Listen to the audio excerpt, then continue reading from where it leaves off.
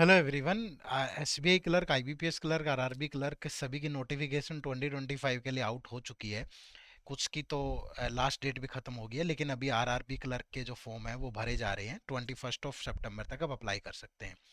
बहुत सारे ऐसे बच्चे थे जो ये जानना चाह रहे थे कि सर इन तीनों का लेवल क्या होता है, तीनों में सबसे मोस्ट ईजियर एग्जाम कौन सा है। देखो, सबसे पहली चीज इनका पैटर्न समझना बहुत जरूरी है। ठीक है। अब सबसे पहले एसबीआई क्लर्क और आईबीपीएस क्लर्क, अगर प्रीलिम्स की बात करूं तो तीनों यहाँ दोनों एग्जाम्स में क्वांट रीजनिंग इंग्लिश है।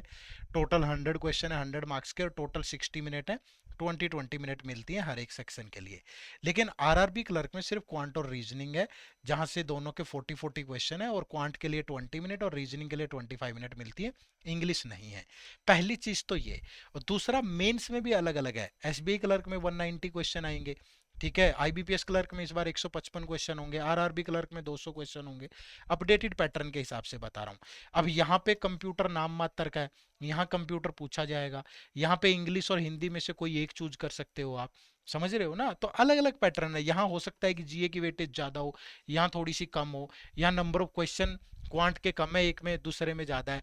तो ये अलग अलग वो पैटर्न है सबका। पहली चीज तो पैटर्न समझो। ठीक है।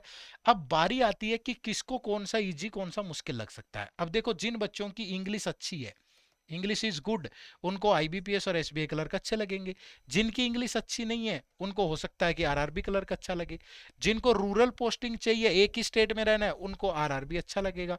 जिनको ये चाहिए, जो थोड़ा अर्बन एरियाज में चाहिए, उनको एसबीआई और आईबीपीएस अच्छा लगेगा। इधर उधर घूमने तो अगला अलग अलग अपने प्रोजन कौन सा है, ये ध्यान रखिएगा। लेकिन अगर कोई मुझसे पूछे कि सिर्फ इंग्लिश को छोड़ दो, क्वांट रीजनिंग इन सब के हिसाब से, तो आरआरबी क्लर्क का लेवल थोड़ा इजी होता है इनके मुकाबले में। तो सबसे इजी आरआरबी क्लर्क है। एसबीआई और आईबीपीएस का पैटर्न लगभग सेम है।